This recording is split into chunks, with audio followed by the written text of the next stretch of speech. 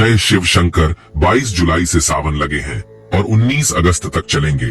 5 सावन सोमवार पड़े हैं, जिसमें पहला सावन सोमवार 22 जुलाई, दूसरा सावन सोमवार 29 जुलाई, तीसरा सावन सोमवार व्रत 5 अगस्त, चौथा सावन सोमवार व्रत 12 अगस्त और अंत में 29 अगस्त को सावन का आखिरी सोमवार व्रत किया जाएगा। और इसी दिन बहन अपनी भाई की कलाइयों पर रक्षा सूत्र यानी भाई की कलाई पर राखी बांधकर भाई अपने बहन की रक्षा की कामना करेंगे। दोस्तों, ऐसे में हम जानते हैं शिवलिंग पर चढ़े चावल, पानी, बेलपत्र और धतूरे का फल का क्या करें। कुछ लोग करते हैं गलती। वो लोग शिवलिंग पर जल, चावल, पानी, बेलपत्र, धतूरा आदि तो चढ़ा देते हैं, लेकिन शिवलिंग से एक चीज लाना भूल जाते हैं और इसी कारण उन्हें फल की प्राप्ति नहीं होती। सारी जानकारी इस वीडियो में बताएंगे। क्या शिवलिंग पर चढ़ाए जाने वाले पानी, बेलपत्र, धतूरे का फल इत्यादि को फेंक देना चाहिए या नदी में विसर्जित कर देना चाहिए? इसका क्या करना चाहिए? दोस्तों, शिवलिंग पर जो भी हम वस्तु चढ़ाते हैं वह जागृत हो जाता है, उसमें चैतन्य आ जाता है। तो क्या शिवलिंग पर चढ़े चीजों को पानी में बहा देना चाहिए? क्या पानी में बहा देना अच्छा होता है या फिर दोस्तों इसका क्या करना चाहिए? सारी जानकारी इस वीडियो में आप सभी दर्शकों को सीखने को मिलेगी। दोस्तों, आज की वीडियो बहुत ही सुंदर है, बहुत इंपॉर्टेंट जानकारी है। अधिकतर 99% लोग भगवान भोलेनाथ की पूजा करते हैं, लेकिन पूजा करने के बाद शिवलिंग पर जल चढ़ाते हैं, बेल पत्र चढ़ाते हैं, यहाँ तक कि अक्षत भी चढ़ाते हैं, लेकिन चढ़ाने के बाद यह एक कार्य करना भूल जाते हैं। अर्थात दोस्तों, ये चढ़ाने के बाद इनका यूज करना भूल जाते हैं। वही जानकारी इस वीडियो में बताऊंगा। दोस्तों, ये जानकारी पाने के लिए वीडियो को पूरा जरूर देखना। आज की वीडियो जरा सी भी मिस मत करना, ये जानकारी आपकी किस्मत संवार देगी। आज की इस वीडियो में मैं धन दौलत की बात नहीं करूंगा, बल्कि दोस्तों आज की इस वीडियो में जो हम धतूरे चढ़ाते हैं, पानी चढ़ाते हैं, बेल पत्र चढ़ाते हैं, इसके यूज के बारे में बताऊंगा। तो इस संसार में बाबा भोलेनाथ के सबसे ज्यादा भक्त है। यहाँ तक कि नासा वैज्ञानिक भी मानते हैं ब्रह्मांड से ओम की ध्वनि निकलती है और सूर्य देव के हर कण से ओम की ध्वनि ही निकलती है। नासा वैज्ञानिक बताते हैं जो पूरा ब्रह्मांड है, गैलेक्सी है, यूनिवर्स है, वह साक्षात भगवान शिव की जटा है। सोचो, पूरा ब्रह्मांड, गैलेक्सी, यूनिवर्स भगवान शिव की जटा का मात्र एक अंश दिखाई देता है। हमारे शिव जी कितने विशाल होंगे आप सोच भी नहीं सकते। ब्रह्मांड तो मात्र भगवान शिव की पैरों की धूल का एक कण का हिस्सा है। भगवान शिव को लाइक जरूर करें, हम बहुत अच्छी जानकारी आपको बताएंगे और हमारे चैनल को सब्सक्राइब करके रखें। दोस्तों, खास करके सावन के महीने में बाबा भोलेनाथ को प्रसन्न करने के लिए सभी भक्तगण जुटे होते हैं और उन्हें प्रसन्न करने में प्राय सभी लोग लगे होते हैं। यहाँ तक कि लोग कावड़ की यात्रा भी करते हैं। दोस्तों, कावड़ यात्रा का प्रारंभ सबसे पहले भगवान परशुराम ने किया था और तभी से ही कावड़ यात्रा की जाने की प्रथम है। लेकिन दोस्तों, ज्ञान के अभाव के कारण पूर्ण रूप से लोगों को फल नहीं मिल पाता। भोलेनाथ की पूजा तो लोग करते हैं, लेकिन ज्ञान के अभाव के कारण उन्हें पूर्ण रूप से फल प्राप्त नहीं हो पाता। पूजा करना ही पर्याप्त नहीं होता। दोस्तों, संयम, नियम एवं सामग्रियों का संचय करना भी जरूरी होता है। किस प्रकार जरूरी होता है, ध्यान से सुनिए। जैसे आप अपने घर में सत्यनारायण जी की पूजा करते हैं तो प्रसाद जरूर खाते होंगे। बिना प्रसाद के बिना प्रसाद खाए पूजा का फल आपको पूरा नहीं मिल पाता। वैसे दोस्तों, आप शिवलिंग की खूब पूजा करते हैं, भगवान भोलेनाथ को खूब सारा सामग्री भेंट करते हैं, धतूरे चढ़ाते हैं, अक्षत चढ़ाते हैं, पानी चढ़ाते हैं, बेलपत्र चढ़ाते हैं, लेकिन इनका सही तरीके से आपको उपयोग करना नहीं आता। दोस्तों, इसलिए आपको शिव पूजा का पूरा फल प्राप्त नहीं हो पाता। तो आपको थोड़ा सा इस वीडियो को ध्यान से देखना है, ध्यान से सुनना। आपको समझ में आ जाएगा कि शिवलिंग पर भांग, धतूरा, बेलपत्र चढ़ाने के बाद इसका क्या करना चाहिए। देखिए, शिवलिंग पर भांग, धतूरा, जल, बेलपत्र जरूर चढ़ाते हैं, लेकिन क्या आप जानते हैं इन चीजों को चढ़ाने के बाद क्या करना चाहिए? इन सभी चीजों को खाना चाहिए, पीना चाहिए या संभाल कर रखना चाहिए? आखिर क्या करना चाहिए? नहीं तो आपको बाद में पछताना पड़ता है। अभी जान लीजिए। जैसे कि हम सब बेलपत्र चढ़ाते हैं, तो दोस्तों बेलपत्र को शिवलिंग पर चढ़ाने के बाद क्या इसे बाद में हमें विसर्जित कर देना चाहिए? दूसरे दिन क्या इस प्रकार के बेलपत्र को हम पुनः चढ़ा सकते हैं? आइए इस वीडियो में जान लेते हैं। सर्वप्रथम हम जानते हैं शिवलिंग पर बेलपत्र चढ़ाने के बाद क्या करना चाहिए। तो बेलपत्र को शिवलिंग पर चढ़ाने के बाद आप दूसरे दिन या उसी समय पूजा में पुनः उपयोग में ला सकते हैं। बेलपत्र को 6 महीने तक, 6 मास तक बासी नहीं माना जाता। जहाँ बेलपत्र उपलब्ध नहीं होती उस स्थान पर बेलपत्र के चूर्ण को शिवलिंग पर चढ़ाए जाने की प्रथा है। सावन भर जितने भी बेलपत्र शिवलिंग पर आप चढ़ाएंगे सबको इकट्ठा कर लेना है और एक पात्र में आपको संग्रह कर लेना है। फिर इसे धूप में सुखा कर के सावन के बाद आपको चूर्ण तैयार कर लेना है, एक चूर्ण बना लेना है। और ये चूर्ण जब आप बनाएंगे दोस्तों, ये भोलेनाथ जी का प्रसाद हो जाएगा। इसे नित्य थोड़ी मात्रा में घर में पकाए जाने वाले भोजन है उसमें डाल दीजिए। इस भोजन को जो भी ग्रहण करेगा साक्षात महादेव का आशीर्वाद ही बरसेगा और कभी बीमार नहीं हो पाओगे। कैंसर जैसी घातक बीमारी भी आपको छू नहीं पाएगी। खून में एक नया जोश आ जाएगा। बेलपत्र पढ़े भोजन को छोटे छोटे बच्चों को खिलाने से उनका विकास तेजी से होता है। बच्चों में होने वाले पेट के रोग, यदि पेट में कीड़े हो जाते हैं तो वह इस भोजन को ग्रहण करने से पेट में कीड़े नहीं पनपते। पाचन क्रिया बढ़े, अच्छे से काम करती है, स्वस्थ रहता है शरीर। बेलपत्र का चूर्ण आप जो चाय पीते हैं उस चाय में डाल दीजिए, चुटकी भर छिड़क दीजिए। जो चाय यदि आपको नुकसान करने वाली होगी तो उल्टा आपको फायदा देने लगेगी। जो आप दिनचर्या में जूस पीते हैं उस जूस में डाल दीजिए, खाए जाने वाले भोजन पदार्थों में डाल दीजिए।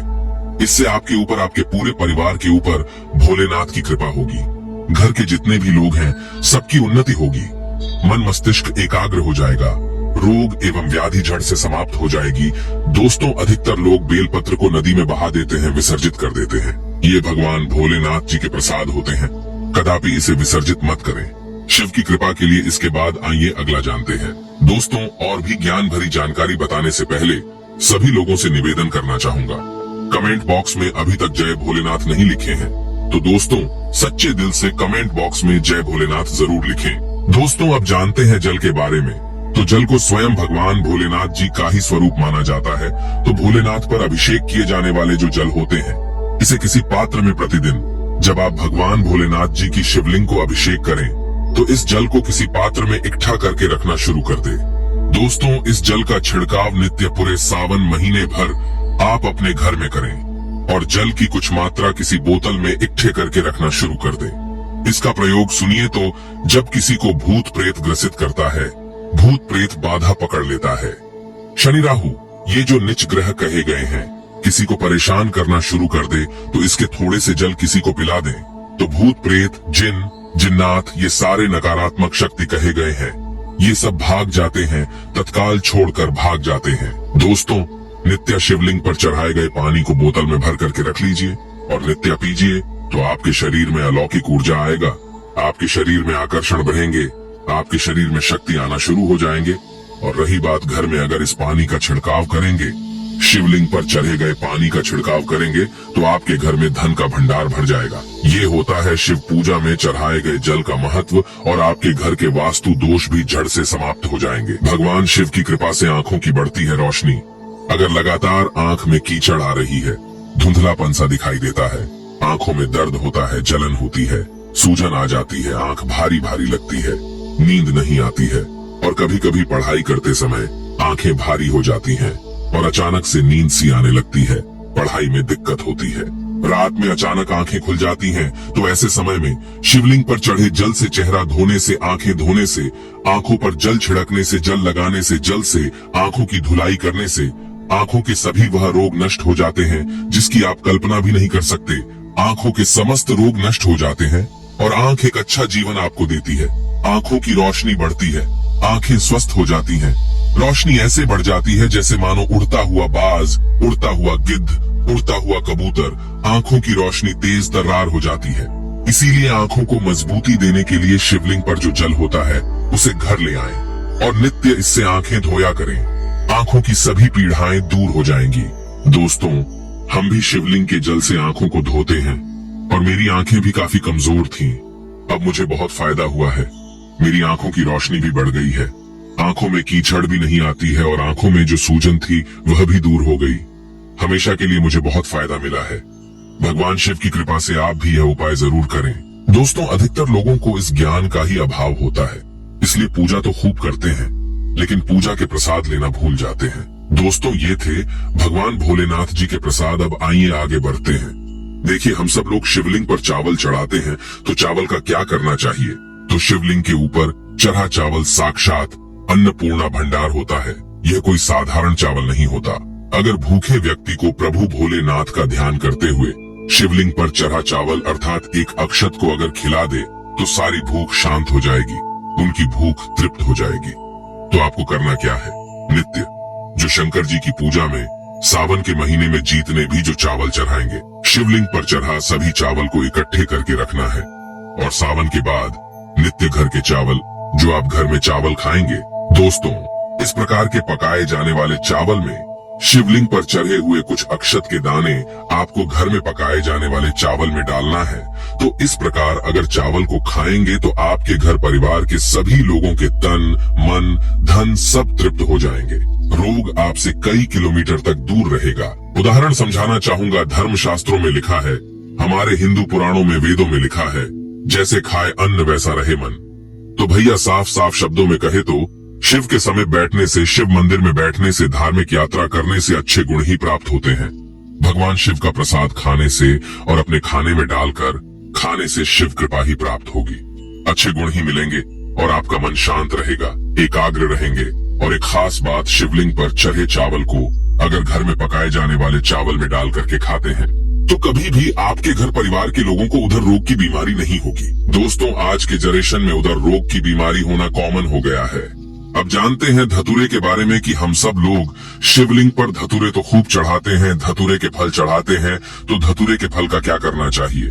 तो धतूरा के फल शिवलिंग पर चढ़ाने से आपको अनेकों लाभ प्राप्त होते हैं। धतूरा और बेलपत्र चढ़ाए बगैर भगवान शिव की पूजा अधूरी ही मानी जाती है। खासकर सावन में 4 चांद लग जाते हैं जब कोई धतूरा और बेलपत्र शिव जी पर चढ़ते हैं। दोस्तों शिवलिंग पर चढ़े धतूरे के फल को इकट्ठे करके आपको रखना है और इसका प्रयोग इस प्रकार से करना है। देखिए, घर के द्वार पर 5 फीट के नीचे धतूरे के फल को गाड़ने से 5 फल धतूरे के लेना है और 5 फीट के नीचे इसे गाड़ना है। भूत प्रेत, नकारात्मक शक्ति, अला बला आपके घर में कदापि आ नहीं आ पाएंगे। आपका घर हमेशा सुरक्षा कवच में घिरे रहेंगे। दोस्तों जिस घर पर शिवलिंग पर चढ़े धतूरे का फल होता है उस घर पर शनि राहु केतु का कभी भी कुप्रभाव नहीं होता। उस घर के हमेशा अध्यात्म उन्नति होती है। दोस्तों अधिकतर लोगों की उन्नति घर में वास्तु दोष लगने के कारण नहीं हो पाती, लेकिन लोगों को इसके बारे में पता नहीं होता। तो घर पर शिवलिंग पर चढ़े धतूरे के फल को आप अपने घर के किसी भी हिस्से में गाड़ कीजिए तो आपके घर से वास्तु दोष मिट जाएंगे। वास्तु पुरुष भगवान शिव का ही अंश है, भगवान शिव के पसीने से उत्पन्न हुआ है। तो ये थे शिवलिंग पर चढ़ाए जाने वाले बेलपत्र, जल, अक्षत एवं धतूरे की जानकारी। ऐसे में हम जानते हैं सावन के इस पवित्र महीने में कौन सी गलती नहीं करनी चाहिए जिससे कि शिव नाराज न हो। और सावन व्रत में ये फल तो कभी मत खाना नहीं, तो भगवान भोले बाबा आपसे क्रोधित हो सकते हैं, आपका व्रत टूट सकता है। आइए जानते हैं कुछ ऐसी सावधानियां जिसे भूल कर भी नहीं करना चाहिए। दोस्तों नंबर 1, शास्त्रों में कहा गया है कि व्रतधारी को उधार मांगकर फल आदि नहीं खाने चाहिए, इससे पाप लगता है और व्रत अधूरा रह जाता है।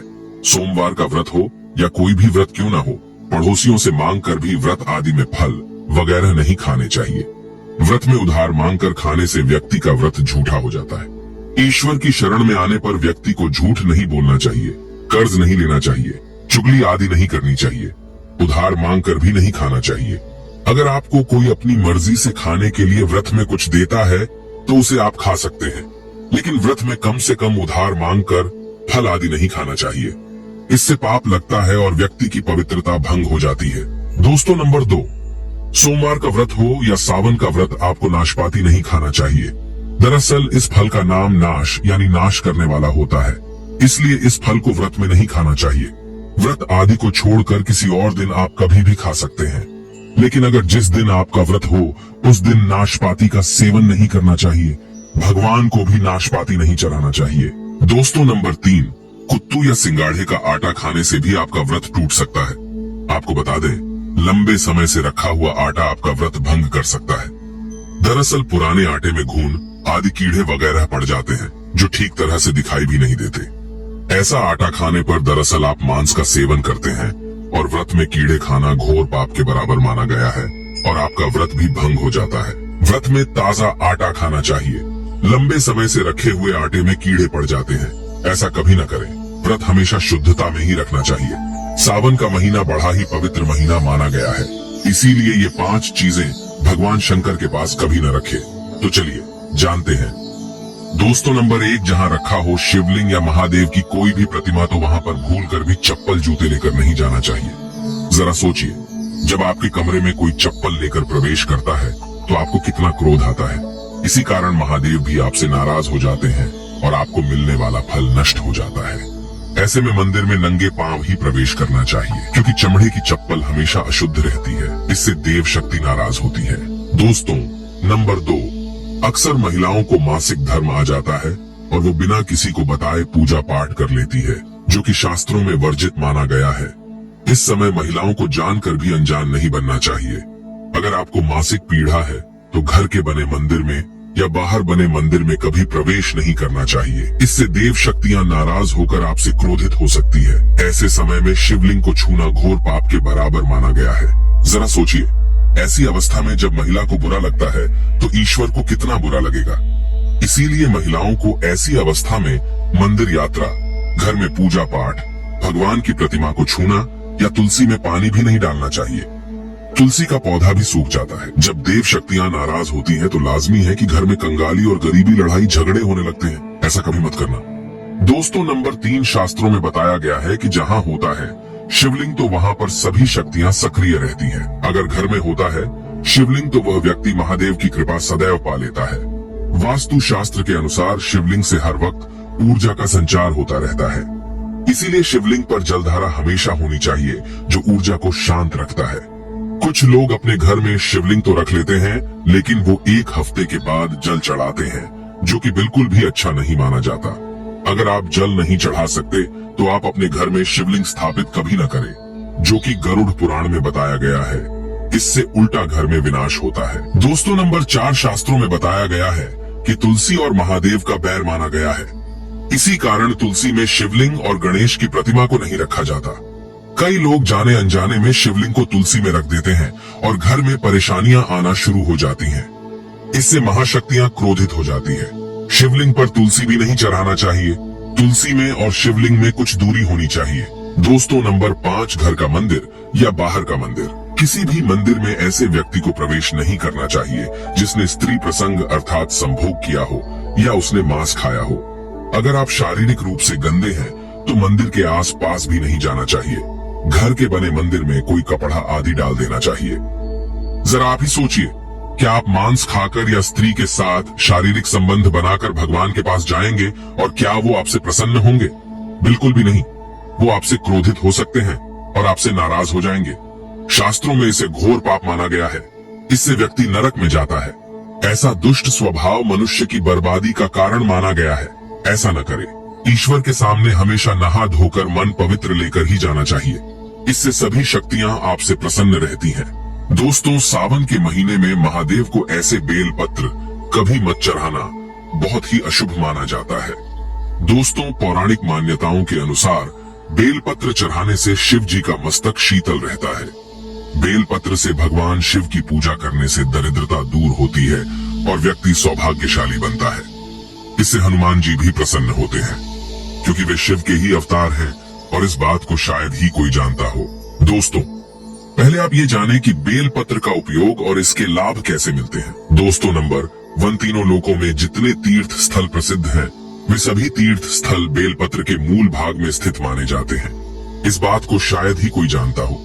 दोस्तों, नंबर 2, यदि बेल का वृक्ष घर के बीचों बीच या पूर्व दिशा में लगा हो तो घर में धन धान्य की कोई भी कमी नहीं रहती और परिजन खुशहाल रहते हैं। दोस्तों, नंबर 3, जो व्यक्ति बेल के वृक्ष के मूल भाग की गंध, पुष्प आदि से पूजा अर्चना करता है, उसे मृत्यु के पश्चात शिव लोक की प्राप्ति होती है। दोस्तों, अब जानते हैं बेल पत्र से जुड़ी कुछ खास बातें। चतुर्थी, अष्टमी, नवमी, चतुर्दशी और अमावस्या तिथियों को संक्रांति के समय और सोमवार को बेल पत्र नहीं तोड़ना चाहिए। पूजा से 1 दिन पूर्व ही बेल पत्र तोड़ कर रख लें। दोस्तों, आपको बता दें, बेल पत्र कभी अशुद्ध नहीं होते। यदि आपको पूजा के लिए नया बेल पत्र नहीं मिल रहे हैं तो आप किसी दूसरे के चढ़ाए हुए बेल पत्र को स्वच्छ जल से धोकर भगवान शिव को अर्पित कर सकते हैं। दोस्तों, बेल पत्र में 3 पत्तियां होनी चाहिए। कटी फटी पत्तियों का बेल पत्र भगवान शिव को अर्पित गलती से भी मत करना। कटी फटी पत्तियों को अर्पित करने से शिव का अपमान माना जाता है और बेल पत्र का भी। इसलिए बेल पत्र की पत्तियां एकदम साफ होनी चाहिए। दोस्तों, सावन के इस पवित्र महीने में अगर जिस व्यक्ति को 5 संकेत मिल जाए तो इससे ये पता चलता है कि महादेव आपकी भक्ति से बहुत प्रसन्न है और आपको धनी होने से कोई भी नहीं रोक सकता। तो चलिए जानते हैं। दोस्तों, नंबर 1, बैल का दरवाजे पर आना। नंदी महाराज भगवान भोलेनाथ के वाहन है। नंदी को भगवान शिव का द्वारपाल भी कहा गया है। नंदी महाराज को बुद्धि और ज्ञान का प्रतीक माना गया है। शिव के मंदिर के बाहर हमेशा नंदी महाराज विराजित रहते हैं। लेकिन अगर सावन के इस पवित्र महीने में अचानक से नंदी महाराज आपके दरवाजे पर आ जाए और घर की चौखट को सींग मारने लगे, तब आपको समझ लेना चाहिए कि भगवान शिव आपके घर में आने वाले हैं, जो कि ये एक उनके आने का संकेत है। भगवान शिव आपकी भक्ति से बहुत प्रसन्न है और आपके घर में खुशियां आने वाली है। आपको धनी होने से कोई नहीं रोक सकता, लेकिन याद रहे नंदी महाराज को तिलक लगाकर मीठा भोग जरूर खिलाएं। दोस्तों, नंबर 2, सावन के पवित्र महीने में अचानक से आपके सपनों में अगर शिवलिंग दिखाई दे जाए, अर्थात भगवान शिव दिखाई दे जाए, तो इसे आपको ये समझना चाहिए कि अब आपके जीवन से परेशानियों का अंत जल्दी हो जाएगा। भगवान शिव आपकी सच्ची आराधना भक्ति से बहुत खुश है और वो आपके घर में आने वाले हैं। ऐसे में याद रहे, शिव की भक्ति में कोई भी कमी नहीं आनी चाहिए। घर को गंदा मत रखना, क्योंकि आपके घर में भगवान शिव आने वाले हैं। दोस्तों, नंबर 3, शास्त्रों के अनुसार माना गया है कि नीलकंठ भगवान शिव का प्रतीक है। अगर आपके घर में सावन के महीने में नीलकंठ छत पर आकर बैठ जाए तो उसे भूल कर भी मत भगाना, क्योंकि ये भगवान शिव का प्रतीक माना गया है। ऐसे में आपको खुश होना चाहिए, क्योंकि भगवान शिव आपकी भक्ति से बहुत खुश है। शास्त्रों में बताया गया है कि नीलकंठ अगर मनुष्य के घर पर आकर बैठ जाए तो साक्षात घर में महाशिव के आने के संकेत माने गए हैं। अब आपके बुरे दिन जाने वाले हैं। कहते हैं श्री राम ने इस पक्षी के दर्शन करने के बाद ही रावण पर विजय प्राप्त की थी। दोस्तों, नंबर 4, सावन के पवित्र महीने में अचानक से घर में काला सांप निकल आए तो बहुत ही शुभ माना गया है। इसे बिल्कुल भी न मारे, ये भगवान शिव के आने का संकेत है। जिनकी भक्ति से महादेव प्रसन्न होते हैं, तब महादेव किसी खास अवसर पर ही अपने दर्शन देते हैं। सावन का महीना बहुत ही पवित्र महीना माना गया है। यही वो महीना है जिसमें भगवान शिव धरती पर आते हैं और उसी घर में अपना वास बना लेते हैं जो सच्चा भक्त होता हो। सपनों में किसी मंदिर में नाग नागिन का जोड़ा देखना बहुत ही शुभ माना गया है। ये घर में शिव के आने के संकेत हैं। अब आपको खुश होने की जरूरत है। दोस्तों, नंबर 5, सावन के शुभ अवसर पर सोमवार के दिन डमरू की आवाज, घंटियों की आवाज सुनाई दे जाए तो ये अत्यंत शुभ माना गया है। इसका अर्थ ये है कि भगवान भोलेनाथ आपसे प्रसन्न हैं और जल्दी आपके घर और जीवन में प्रवेश करने वाले हैं, जिससे आपका आर्थिक संकट दूर होकर जीवन में सुख समृद्धि आने वाली है। महादेव आपसे बहुत खुश है। दोस्तों, अब जानते हैं सावन के पवित्र समय में मंदिर में घंटी क्यों बजाई जाती है, घंटा क्यों बजाया जाता है, ताली क्यों बजाई जाती है। मंदिर के अंदर कारण क्या है? शंकर के मंदिर में घंटी क्यों बजाई जाती है? शंकर के मंदिर में घंटी को क्यों बजाया जाता है? ताली को बजाना क्यों ना करा जाता है? शिव मंदिर में किस लिए करा जाता है? तो ये पुराण है कि मंदिर के अंदर या घर के अंदर आप गरुड़ घंटी जब जाते हो, घंटी का नाद जब करते हो, तो शिव महापुराण की कथा और लिंग पुराण की कथा, विष्णु पुराण की कथा कहती है। मात्र घंटी का नाद कर देने से जितने भूमि पर तीर्थ है, जितने साधक साधना कर रहे होते हैं, जितने तप कर रहे होते हैं, जितनी पवित्र नारी स्त्री का पालन कर रही होती है, जितने दान हो रहे होते हैं, कुछ समय पर जिस समय तुमने घंटी बजाई है, उस पल वो सारे पुण्य घंटी का नाद करते से तुम्हारे खाते में आ जाते हैं। शंकर जी के मंदिर में जाकर ताली का नाद किया जाता है। ताली शिव मंदिर में क्यों बजाई जाती है? मंदिर में जितने भी बैठे होंगे, जो भजन कर रहे होंगे, जो साधना कर रहे हैं, अभिषेक कर रहा है, पूजन कर रहा है, 3 बार ताली बजाने से उनका सारा का सारा पुण्य हमारे खाते में आ जाता है, खींचा चला आता है। हमारा भाग्य प्रबल हो जाता है, 1 सेकंड में हमारे खाते में आ जाता है और हमें लगता है हम शंकर को रिझा रहे हैं। शंकर को रिझाएं शिव जरूर देते हैं। घर में गरुड़ घंटी का नाद करना। दोस्तों, इसलिए बच्चों को खेलने के लिए घंटी नहीं दी जाती। गरुड़ घंटी कोई खेलने को नहीं देता। दूसरा सामान दे देंगे पर गरुड़ घंटी नहीं देंगे। क्यों नहीं देते? क्योंकि गरुड़ घंटी का जब नाद किया जाता है तो सबका पुण्य हमारे खाते में जाता है। कोई साधारण है घंटी बजाना? पूजन के समय, स्मरण के समय पर भजन आदि करना चाहिए, इसलिए घंटी भी हर कभी नहीं बजाई जाती। और आपसे भी निवेदन है, मंदिर में भी जाओ तो घंटी का नाद करो तो बड़े प्रेम से करो, ऐसे नहीं बजाओ, बजाए जाओ बजाए जाओ।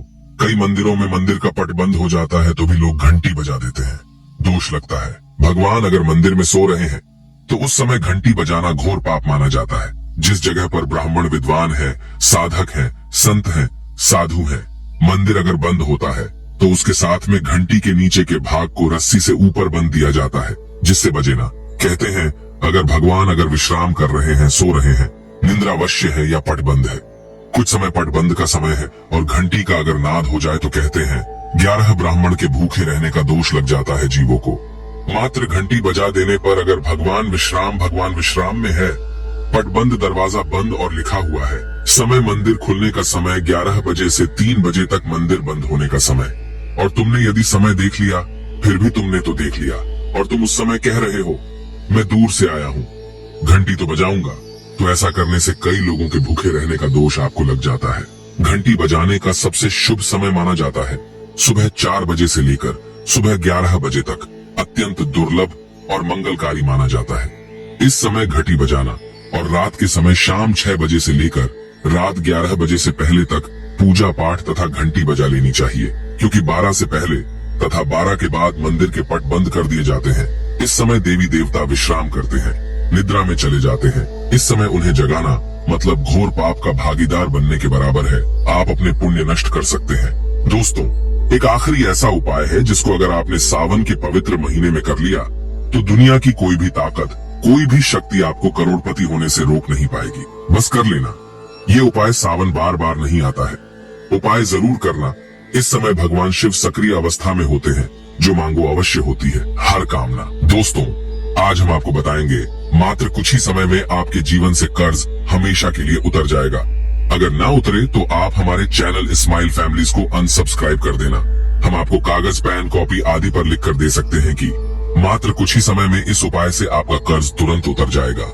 घर से तमाम तरह की परेशानियां, गृह कलेश, पति पत्नी की परेशानी, नजर दोष, राहु दोष, मंगल दोष, पितृदोष, गरीबों का दोष, भयंकर काल सर्प दोष, शनिदेव का दोष, बरसों पुरानी यदि किसी की बद्दुआ, काला जादू अगर जीवन में किसी ने कर रखा है तो वह मात्र इस उपाय से पल भर में ही दूर हो जाएगा। दोस्तों, ना कम ना ज्यादा पूरे 5 काम आपको करने हैं। दोस्तों, अक्सर हम शौक के लिए क्या कुछ नहीं करते, यहाँ तक कि अपना घर तक गिरवी रख देते हैं। नौबत ये भी आ जाती है कि कुछ लोग तो कर्ज के कारण अपना घर तक छोड़ देते हैं, और वैसे देखा जाए तो कर्ज से बढ़कर कष्टप्रद कोई स्थिति नहीं होती। कर्ज एक श्राप की तरह होता है जो अगर एक बार लग जाए तो बिना उपाय किए उतरता ही नहीं है। अगर आप भी कर्ज के बोझ से परेशान हैं तो इस उपाय का प्रयोग अवश्य करें। 2 से 8 दिन के अंदर लाभ मिलने लगता है। ये बात आपको शायद मजाक लगे, लेकिन मैं आपसे वादा करता हूँ कि यह 100% सत्य है।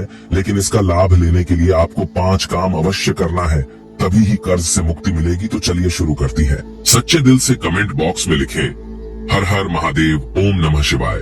एक लाइक जरूर करें। आज का वीडियो बहुत ही सुंदर है, इसीलिए एक लाइक आप पहले ही कर दें, क्योंकि आप लाइक करना भूल जाते हैं। आपका एक लाइक हमारे लिए बहुत ही कीमती है, बहुत ही प्यारा है। इसीलिए सावन के पवित्र महीने में भगवान शिव के लिए एक लाइक तो बनता है। दोस्तों, 5 कामों में सबसे पहला काम है, सबसे पहला उपाय है पक्षी। पक्षियों को दाना डालने से जिंदगी की बहुत सारी खुशियां मिलती है, जिसकी आप कल्पना भी नहीं कर सकते। पक्षी को हर शनिवार, मंगलवार दाना डालने से जल्द कर्ज से मुक्ति मिलने लगती है। शिव पुराण के अनुसार भगवान शिव कहते हैं, यदि व्यक्ति के जीवन में कर्ज हो तो उसी समय उस व्यक्ति को पक्षी को दाना डालना चाहिए तथा पानी पिलाना चाहिए। भगवान शिव कहते हैं, माटी के प्याले में जिस पक्षी को पानी पिलाया जाता है तो उस व्यक्ति की 7 पीढ़ियां कभी कर्ज नहीं भोगती। माता पार्वती भगवान शिव से कहती हैं, हे महादेव, यदि पिछले जन्म का कर्ज वह अगले जन्म में चुकाना चाहे तो उस मनुष्य को क्या करना चाहिए। दोस्तों, तब भगवान शिव माता पार्वती से कहते हैं, हे देवी, इसका सीधा सीधा प्रश्न मैं आपको देता हूँ। अगर मनुष्य ऋण मुक्त होना चाहता है, कर्ज से मुक्त होना चाहता है, अगर वह अपने पापों से मुक्ति पाना चाहता है, तो उसे पक्षियों की निस्वार्थ भाव से सेवा करनी चाहिए, दाना पानी उन्हें देते रहना चाहिए। तभी ही मैं प्रसन्न रहता हूँ और व्यक्ति को ऋण मुक्त करता हूँ। अगले जन्म तक पीढ़ी दर पीढ़ी उसकी कभी कर्ज की भागी नहीं होती। अगर आप भगवान शिव के कहने से एक बार उनकी राह पर चल दिए, तब आपके जीवन में कभी कर्ज की कोई भी जरूरत नहीं होगी। आपको कर्ज लेने की आवश्यकता नहीं पड़ेगी, बल्कि तेजी से आपके घर में सुख शांति आएगी, धन बढ़ेगा, वैभव की प्राप्ति होगी। और यह उपाय करने के बाद इसका असर आपको 2 से 3 दिन में दिखने लगता है। यह कर्म तो जरूर करें, क्योंकि साक्षात भगवान शिव ने मनुष्य को कर्ज से बचाने के लिए बोला था। दोस्तों, चींटी चींटियों को अगर उनके मन के अनुसार खाना खिलाया जाए, भोजन कराया जाए तो जिंदगी का वो सारा सुख मिलता है जिसकी हर किसी को जरूरत है। इसलिए ये उपाय भी करते रहे। ऐसा करने से जल्द कर्ज से मुक्ति मिल जाती है। चींटियां धरती पर मनुष्य का कर्ज कम करने के लिए ही धरती पर वास करती हैं। अगर मनुष्य इस बात को समझ जाए कि चींटियां हमारे कर्ज के बोझ को सहती हैं, कम करती हैं, कर्ज को घटाती हैं, तब उसी क्षण हमारे भारत में कोई भी कर्ज का भागी नहीं बनेगा। कर्ज के बोझ के कारण उसे अपना घर गिरवी नहीं रखना पड़ेगा। किसी भी शादीशुदा स्त्री को अपने गहने गिरवी नहीं डालने पड़ेंगे। भूमि आदि को परेशानियों के चलते बेचना नहीं पड़ेगा। दोस्तों, चींटियों का तो काम ही होता है मनुष्य के जीवन से ऋण को हमेशा के लिए दूर करना। कर्ज को चींटियां कैसे कम करती हैं, वो हम आपको उपाय बताने वाले हैं, तो वीडियो के अंत तक बने रहना। चींटियों को ये एक चीज अवश्य खिला देना, उसी दिन से आपका कर्ज धीरे धीरे उतरने लगेगा। क्या चीज खिलानी है हम वीडियो में बता रहे हैं, बस आप कंटिन्यू बने रहना और वीडियो को लाइक जरूर करें। इस्माइल फैमिली चैनल कभी आपके साथ धोखाधड़ी नहीं करता, हम सटीक जानकारी आपको देते हैं। दोस्तों देखिए, चींटियों को आप ऐसा क्या खिलाएं जिससे उसी क्षण हम ऋण मुक्त हो जाएं, कर्ज हमारा छूमंतर से उतर जाए। क्योंकि हमने शुरू में ही बताया था, शास्त्रों में लिखा है कि चींटियां मनुष्य का कर्ज कम करती हैं, कर्ज को घटा देती है, समाप्त कर देती है। बस चींटियों को खिला देना यह एक चीज। शास्त्रों के अनुसार माना जाता है कि जब यमराज के दूत मृतक के शरीर से उसकी आत्मा यमराज जी के पास लेकर के जब पहुंचते हैं, तब उसे कुछ याद नहीं रहता। तब उसके कर्म ही चींटी उसके कान तक पहुंचकर याद दिलाती है और तब वह यमराज जी के सामने बोल पाता है। चींटियों को गुरुवार, शनिवार, मंगलवार और बुधवार के दिन यदि बेसन के लड्डू, सुनते रहिए, यदि सावन के महीने में बेसन के लड्डू खिलाए जाएं, तो चींटियां प्रसन्न हो जाती हैं और मनुष्य को आशीर्वाद देती हैं। चींटियों को ग्रहों की रानी कहा जाता है। नवग्रह का चींटियों में साक्षात वास होता है। वेद पुराण के अनुसार साक्षात चींटियां माता लक्ष्मी को आपके घर तक ला देती है। घर में माता लक्ष्मी को लाने का सबसे बड़ा हाथ चींटियों का ही होता है। क्योंकि चींटियां प्रसन्न तो माता लक्ष्मी भी प्रसन्न। बेटियों को चीनी खिलौने से ग्रह शांत होते हैं। ग्रह यदि एक बार शांत हो जाए तो मनुष्य खुद ब खुद राजा बन जाता है। करोड़पति महाधनी घर में तेजी से धन चुंबक की तरह खींचा चला आता है। ये दूसरा उपाय है और आपको चींटियों को चीनी या बेसन के लड्डू जरूर खिलते हैं, चूकना मत, भूलना मत। आप चाहें तो मीठे बिस्किट भी चींटियों को आवश्यक पूर्वक खिला सकते हैं। बिस्किट हम भी चींटियों को इस दिन जरूर खिलाते हैं। दोस्तों नंबर 3, बंदर। सावन के पवित्र महीने में बंदरों को अगर हर मंगलवार मीठा और चना डाला जाए तो जिंदगी की वो हर मुश्किलें हल हो जाती हैं जिसकी हर व्यक्ति को जरूरत है। बंदरों को खाना खिलाने से बजरंग बली बहुत ही प्रसन्न हो जाते हैं और आपके सारे कष्ट हर लेते हैं। एक बंदर को मंगलवार के दिन भोजन कराने से 10 हनुमान चालीसा का फल प्राप्त होता है। 10 बंदरों को चना आदि केला खिलाने से 1000 बार हनुमान चालीसा पढ़ने का पुण्य प्राप्त होता है। दोस्तों सावन में काल भैरव की सवारी कुत्ते।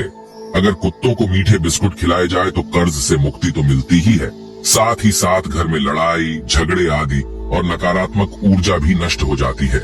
इसीलिए ये उपाय भी करते रहे। भगवान शिव को पशुपतिनाथ यूं ही नहीं कहा जाता, इसीलिए काल भैरव की सवारी कुत्ते को भोजन अवश्य कराएं सावन में। दोस्तों अब बात करते हैं नंबर 5, गाय। दोस्तों शायद आप जानते नहीं, गाय में सारे देवी देवताओं का वास होता है और इन्हें इसी कारण गाय माता के नाम से भी जाना जाता है। अगर हम गाय को पहली रोटी खिलाएं तो इसका असर आपको उसी दिन से ही दिखने लगता है और धीरे धीरे हमारे सारे समस्याएं खत्म हो जाती हैं। अगर आपको किसी बात का भय लगता है या फिर कोई चिंता सता रही है तो ऐसे समय में सावन में आपको अपने सर के ऊपर से 7 बार 5 बेसन के लड्डू अपने सर के ऊपर से उतार कर किसी काले गाय को खिला दे। ऐसा करने से आपको कर्ज से तो मुक्ति मिलती ही है, साथ ही साथ हमारे सारे पाप भी मिट जाती है। और दुष्ट तो जरूरी जानकारी, अगर आपको 10 दिन के अंदर कर्ज से मुक्ति पाना है तो सावन में इन 5 उपाय को अवश्य करें, तभी ही कर्ज से मुक्ति मिलेंगे। पशुपतिनाथ के लिए 1 लाइक तो बनता है। हर हर महादेव सावन की हार्दिक शुभकामनाएं।